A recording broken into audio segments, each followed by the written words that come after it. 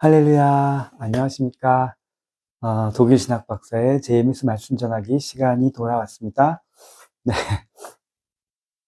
오늘은 드디어, 비유론에 대해서 하게 됐습니다. 원래, 말씀 공부가 인문, 초급, 중급, 고급 이렇게 돼 있잖아요. 그래서 인문을 지금 끝난 겁니다. 인문 강의를 끝나는데, 오늘이 벌써 6월이거든요. 6월 말. 벌써 반년이 지나갔습니다. 보통 입문 하루나 이틀이면 하루에도 들을 수 있고 이틀만 해도 들을 수 있었던 것 같은데 강의도 그냥 하루 만에 할 수 있었던 건데 예, 한 번은 독일어, 한 번은 한국어, 한 번은 독일어, 한 번은 한국어, 한 번은 독일어 이렇게 격주로 강의를 하다 보니까 시간이 오래 걸렸고 그리고 보통 그냥 신입생 강의할 때는 잘 안 하는 자세하게 안 하는 부분도 좀 자세하게 하려고 생각도 했었고 중간중간에 행사가 있거나 일이 있어서 빠진 적도 있었고, 뭐 이런저런 사정이 있다 보니까, 네. 입문 끝나는데, 입문 다 합쳐봐야 5강이거든요. 어쨌든 5강이 끝나는데, 쪼개서 하다 보니까, 네, 6월 달이 다 됐습니다. 언제 끝날지 잘 모르겠습니다.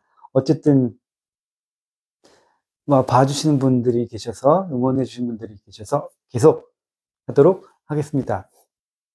또, 하늘이 하라고 하신 것들이니까, 뭐 제 힘, 능력 닿는 대로 독일 신학 박사의 JMS 말씀 전하기. 오늘은 드디어 입문 지나서 초급 단계 말씀의 첫 번째, 가장 기본이 되는 말씀, 비유에 대한 말씀을 드리겠습니다.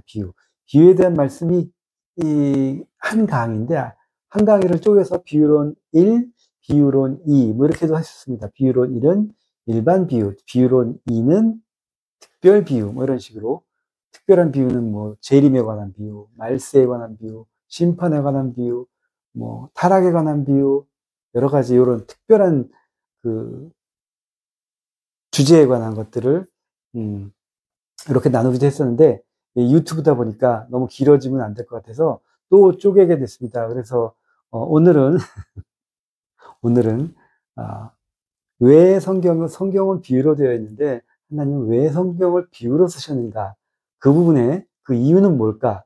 그 부분에 대한 설명을 하고 그 다음에 시대 비유까지만 하도록 하겠습니다. 그래도 좀 길 것 같아요. 시대 비유까지. 그리고 나서 네 다음번에는 뭐 각 비유를 한 번에 하나씩 하든지 그러면 올해가 다 가겠네요. 왕벌 비유 하나 하고 개, 황소 비유하고 각 짐승 비유하고 이렇게 하나하나 하다 보면 비유론만 하다가도 사실은 올해가 다 갈 수도 있겠다라는 생각을 했습니다. 네. 끈질만 뭐 어떡하겠어요? 다 해야지. 할수록 자세하게 할수록 좋은 거니까 또 남겨야 되고 또 네, 그런저런 생각이 들어서 오늘은 비유론의 첫 번째 시간 비유라니까 네, 제가 썸네일을 아직 안 정했거든요. 비유론 이러긴 너무 딱딱하고 비유다 뭐 이렇게 하기도 그렇고 어쨌든 생각해서 썸네일을 올리겠지만 비유론 첫 번째 시간 갖도록 하겠습니다. 비유론. 그래서 오늘 주제는 비유론이고요. 성경 구절은 우리가 너무 잘 아는 마태복음 13장 34절에서 35절 말씀을 먼저 마태복음 13장 34절 35절 말씀을 먼저 읽도록 하겠습니다. 네. 예수께서 이 모든 것을 우리에게 비유로 말씀하시고 비유가 아니면 아무것도 말씀하지 아니하셨으니 이는 선지자로 말씀하신 바 내가 입을 열어 비유로 말하고 창세부터 감추인 것들을 드러내리라 함을 이루려 하심이니라. 창세부터 지금까지 감춘 것들을 성경에 다 기록하고 드러내는데 뭘로? 비유로. 성경은 비유로 하나님께서 중요한 것들을 말씀하셨다는 얘기입니다. 잠언 1장 6절, 시편 78장 2절도 내가 입을 열어 옛부터 비유로 말하는 자라고 하지 아니하였느냐 말씀이 나오고 신약만 그런 것이 아니라 구약에도 에스겔 20장 49절에 내가 가로되 오호라 주 여호와 그들이 나를 가리켜 말하기를 그는 비유로 말하는 자가 아니냐 하나이다 하리라. 하나님은 항상 구약도 그렇고 신약도 그렇고 비유로 많은 것들을 말씀하셨습니다. 성경을 성경을 처음부터 끝까지 모든 게 비유다라고 얘기하면 벌써 조심하셔야 됩니다. 틀렸죠? 비유인 것도 있고 비유가 아닌 것도 있습니다. 그냥 얘기하신 것도 있고 비유하지 않고 그냥 직설적으로 얘기하신 것도 있고 다 섞여 있지만 그 중에 비유가 있다는 것을 이것도 부인하면 안 돼요. 그리고 비유를 모르면 무슨 문제가 생기냐면 지난번에 우리가 성경의 개가 아닌 것처럼 성경의 물고기가 아닌 것처럼 성경의 까마귀가 아닌 것처럼 이게 왜 중요하냐? 성경에서는 까마귀가 먹을 것도 갖다 주고 개도 뭐 천국을 가니 많이 하고 물고기가 돈도 갖다 주는데 내 인생엔 그런 일이 안 일어나잖아요. 우리 역사 가운데 성경에만 일어나고 다른 세상 일에는 전혀 그런 일이 안 일어나.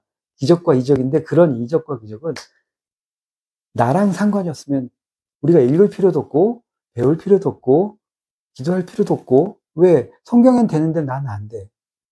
내가 그걸 왜 읽어야 돼? 예수님이 우리를 구세주고 나를 구원해 줄 건데 우리를 구원하는데 나는 구원 안 할 거야. 원래 초부터 작정을 하셨어. 그럼 나는 그 예수님을 믿을 필요가 없겠지. 그죠? 그 모든 이적과 기적 성경에 있는 이야기는 성경에만 있는 이야기가 아니고 나한테서 일어난 일이에요. 벌써 일어났고 앞으로도 일어날 일이라는 거죠. 그건 나중에 또 지나간 말씀 비디오를 보시면 나오는 것처럼 그래서 왜 우리가 그렇게 성경이 우리 몸에, 우리 생활에, 우리 마음에 와닿지 않느냐? 왜 안 일어나니까 나한테는 그런 이적도 안 일어나고 기적도 안 일어나고 어떻게 우리가 그걸 믿을 수 있냐? 우리가 부활도 되고 구원도 되고 창조 목적도 이루게 된다 그러는데 이것도 안 되는데 그게 될까? 이루어졌다니까 이미 우리가 몰라서 그랬다는 거죠. 그거를 이미 지난 비디오에서 말씀드린 것처럼 왜 비유로 해놓은 걸 비유인지 모르고 그냥 문자 그대로 받아들이고 문자 그대로 해버리면 내 인생에는 그런 일이 안 일어나는데 베드로만 그런 일이 일어나고 에스겔만 그런 일이 일어나고 네, 엘리야만 그런 일이 일어나는데 나는 안 일어나는데 나는 배울 필요가 없잖아. 나는 읽을 필요가 없잖아요. 그죠? 근데 그와 같이 그러하게 우리 인생에도 똑같은 일이 똑같은 기적과 이적이 일어난다는 거죠. 뭘 보면 이것이 비유였다는 걸 알면 개는 개 같은 사람이고 물고기도 사람이었고 까마귀도 악한 사람이었고 그죠? 사박과부의 그 기적도 마술, 요술, 바구니가 아니었고 충분히 어디서 나온지 알 수 있었고 오늘날도 그렇게 사람들은 그런 기적을 이루고 살죠. 그래서 하나님 뭐라고 말씀하셨냐면 예수님 뭐라고 말씀하셨냐면 나는 비유로 말한다. 성경에 나와 있는 모든 것 비유로 말했고 창세부터 지금까지 감춰온 것들을 비유로 드러낸다라고 말씀하셨습니다. 그게 적혀있는 책이 성경이고 성경에는 비유가 있다는 겁니다. 그 비유를 풀어야 알아야 우리가 무슨 뜻인 줄 알고 하나님을 느끼게 되고 성경을 알게 되고 깨닫게 된다는 얘기입니다. 모든 것이 비유는 아니지만 비유는 중요한 곳에 비유가 들어있으니 그 비유를 깨닫지 못하면 그냥 판타지 같은 그런 전설 같은 그런 동화 같은 그런 성경을 읽게 된다는 거예요. 왜 나한테 와닿지 않을까? 내 얘기가 아니니까. 너무 서론이 길죠? 네, 빨리 하도록 하겠습니다. 비유론.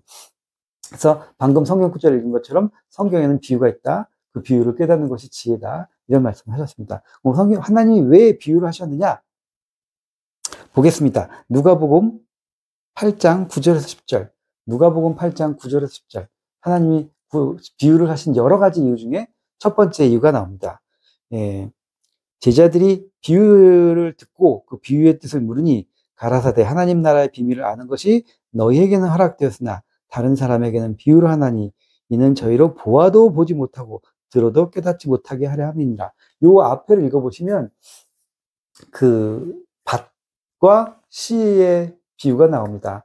그 예수님이 사람들이 모이니까 설교를 하셨는데 그 씨가 좋은 밭에 짧게 설명드리면 좋은 밭에 떨어진 씨는 자라서 나무가 돼서 자라서 열매를 맺고 또 가시밭에 떨어진 씨는 자라다가 가시밭 때문에 자라다 죽고 또 돌짝밭에 떨어진 씨는 돌짝 때문에 싹을 못 내리고 죽어버리고 또 길바닥에 떨어진 씨는 새가 와서 채가버린다. 그리고 비유 말씀이었죠. 그렇게만 말씀하시고 끝. 그리고 예수님께서 제자들을 데리고 딴 데 가셔서 제자들이 물어봤어요. 비유의 뜻을. 이게 무슨 뜻입니까? 씨는, 그러니까 예수님 말씀하시기를 씨는 하나님의 말씀이고 밭은 너희들의 마음이다. 마음밭이 좋은 사람에게 말씀이 들어가면 열매 맺고 자라서 열매를 맺고 좋아지는 것이고, 가시밭 같은 마음이나 돌짝밭 같은 마음을 가진 사람들은 말씀을 받을 땐 받아들이지만 그 가시밭 같은 마음 때문에, 돌짝밭 같은 마음 때문에 싹이 트지 못하고 트더라도 금방 죽어버린다. 세상적인 것 때문에. 그리고 아스팔트 같은 길 위에 떨어진 씨앗은 새가 채간다. 새는 사탄을 상징하니까 아예 받아들이지도 않는다.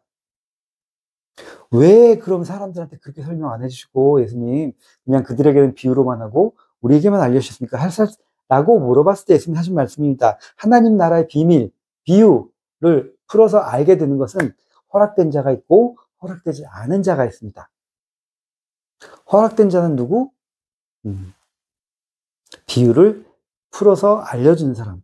예수님 때는 예수님의 12제자들에게만 설명을 해주셨죠. 그 비유가 무슨 뜻인지. 그 허락된 자가 있고 허락되지 않는 자가 있습니다. 그럼 12제자 말고 이렇게 벌써 이미 딱 정해져가지고 이들은 몰라야 되고 허락되지 않은 자, 이 사람들은 허락된 자일까? 아니죠. 말씀을 예수님이 전했어, 사람들에게. 모든 사람이 들을 수 있는 곳에서 말씀을 전했는데 사람들이 말씀을 들었죠, 예수님의. 밭의 말씀, 시의 말씀. 이게 뭐지? 뭔가 있는 것 같은데 알고 싶은 사람은 예수님을 따랐겠죠. 따라왔으면 제자들과 같이 그 말씀을 들을 수 있는 겁니다. 허락된 자죠. 누가 결정해? 본인이 결정하는, 나는 말씀 듣고 싶어. 저게 무슨 뜻인지 알고 싶어. 뭔가 여태까지 내가 태어나서 한 번도 못 들어본 말씀인데 저런 말씀 하는 자는 내가 본 적이 없다.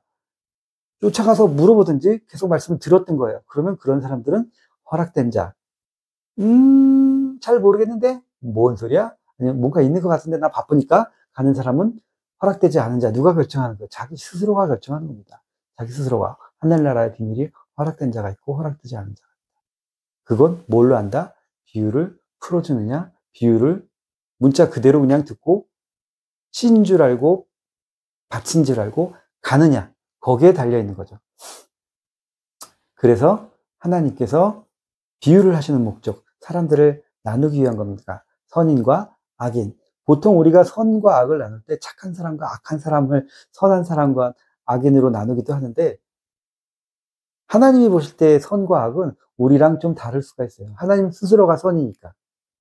하나님이 선이고 하나님 아닌 것이 악이잖아요.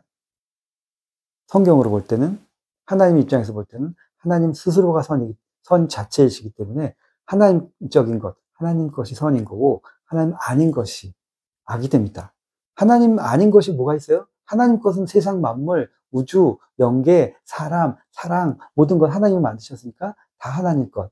근데 하나님으로부터 등을 돌리고 하나님으로부터 멀어지려고 하는 것, 하나님을 싫어하는 것, 떠나려고 하는 것. 그럼에도 불구하고 하나님 그들을 사랑하지만 스스로 떠나려고 하는 것이, 그것이 악입니다. 선과 악의 개념이 좀 달라요. 우리가 뭐 생각하는 거랑. 예를 들면 구약시대로 얘기를 하면 구약 때 이스라엘 민족이냐, 출애굽하고 나서 이스라엘 민족이냐, 이스라엘 민족이 아니냐. 출애굽해서 같이 나온 사람들은 이스라엘 민족입니다. 그 사람이 이전에 애굽 사람이었든 다른 민족이었건 상관없어요. 출애굽할 때 같이 나왔으면 유대인인 겁니다. 하나님을 믿으면 유대인인 겁니다. 그걸 어떻게 할 수 있냐면 유대인들이 히브리인들이 그 안에서 죄를 짓게 되면 벌을 받습니다. 어떤 벌을 받냐면 보통 추방이에요. 추방은 그 무리에서 쫓겨나는 겁니다. 그건 하나님의 무리에서 떠났다는 의미예요. 이미 죽은 거야. 그 사람 살아있어도 영적으로, 우리 신약권에서 얘기하면 영적으로 죽은 거고 구약식으로 얘기하면 우리 하나님의 백성이 아닌 거죠. 짐승 취급하는 것처럼 그렇게 잘라내는 겁니다. 사람이 그 당시에 누가 아프다 그러면 일단 전염병이나 병에 걸렸다 그러면 무리 밖으로 떨궈냈습니다. 그래서 쫓아오게 만듭니다. 쫓아오지만 가치는 잊지 못하죠. 이미 분리된 거예요. 그것이 심판입니다. 그때는. 나으면 다시 돌아오는 거고, 회개하면 돌아오듯이. 이 선과 악의 개념이 우리가 보통 일반적으로 하는 착한 것과 악한 것, 그것으로도 나눠져도 되지만 하나님 볼 때는 다르죠. 여기서는 여기서는 말씀을 들으려고 하는 사람과 진리를 찾는 사람과 배제하는 사람. 그래서 그럼으로 인해서 비유를 알게 되는 사람과 모르는 사람, 이것으로 구분이 됩니다. 하늘나라의 비밀을 아는 것과 모르는 것은. 예. 허락된 자가 있고 허락되지 않은 자가 있다. 그래서 비유로 한다. 모든 사람에게 다 알려줄 수는 없으니까. 비밀이 있고 좋은 것이 있는데 이걸 모든 사람에게 다 알려주면 어떻게? 다 그걸 할 거 아니야. 더 이상 희소성도 없고 가치도 없어지겠죠. 그래서 누구에게? 사랑하는 사람에게, 내 사람들에게만 먼저 알려준다는 거예요. 내 사람이 되어야 되는 선한 사람들에게만 먼저 알려주신다는 겁니다. 이 비유가 무슨 뜻인지. 그래서 비유로 먼저 하고 그렇게 쪼개려는 목적이 있다. 그 다음엔 요한복음 16장 12절에서 13절을 보겠습니다. 내가 아직도 너희에게 이를 것이 많으나 지금은 너희가 감당치 못하리라. 그러나 진리의 성령이 오시면 그가 너희를 모든 진리 가운데로 인도하시니 그가 자의로 말하지 않고 오직 듣는 것을 말하며 장래 일을 너에게 알리시리라. 요한복음 16장 12절에서 13절입니다. 내가 너에게 예수님이 하신 말씀이에요. 내가 너에게 할 말이 이것 말고 더 많은데 지금은 너희가 이것을 알기를 합당치가 않다. 그래서 때가 되면 진리 성령이 오시면 너에게 알게 깨닫게 해 주실 것이다. 이런 얘기죠. 요한복음 16장 얘기는 무슨 얘기예요? 지금은 얘기해 줄 수가 없어. 얘기해 줘도 너희도 몰라. 감당을 못해. 그러니까 어떻게? 근데 예수님이 얘기를 안 해놓고 가면 후대 사람들이 알 수가 없잖아요. 아예 말을 안 했으니까. 거기에 대한 걸 전혀 모르니까. 근데 비유로라도 말을 딱 해놓으시고 가시면 그게 남아있으니까 그걸 통해서 사람들이 깨닫게 된다는 거예요. 나중에 사람들은. 그걸 연구하고 생활하고 간구하고 그러다 보면 깨달으면서 진리를 알게 되는데 아예 지금은 감당이 안 된다. 수준이 안 된다는 거예요. 수준이. 예를 들면 좋은 칼이 있고 너무너무 잘 되는 칼인데 부엌에서 쓰기 좋아. 아주 좋은 칼이지만 아기들한테는 안 주잖아요. 네, 아기들한테는 안 줍니다. 왜? 위험하니까 쓸지 모르니까. 때가 아직 안 된 거예요. 그와 마찬가지로 진리의 말씀도 완벽히 풀어서 하기에는 너희들이 이걸 감당하지 못한다. 때가 안 됐다. 그래서 지금은 말하지 못하고 비유로만 전해준다. 그러니까 너희가 그 비유를 가지고 나중에 알게 될 거다. 진리의 성령이 오시면. 그런 이야기입니다. 또 요한복음 16장 25절도 똑같은 얘기예요. 이것을 비사로 너에게 일렀거니와 때가 이르면 다시 비유로 너에게 이르지 아니하고 아버지에 대한 것을 밝히시니라. 너희가 준비가 안 돼서도 그렇고 때가 안 돼서도 그렇고 그런 얘기를 하신 겁니다. 오늘은 시대 비유까지는 하려고 했는데 보통 시간을 보니까 시대 비유까지도 못하겠네요. 네. 이렇게 해서 왜 성경에 비유로 말씀하셨는지에 대한 것을 비유로 말씀하신 이유 또 있어요. 수사학적인 이유도 있죠. 뭔가 수사학적으로 설명을 하는데 표현을 한 거예요.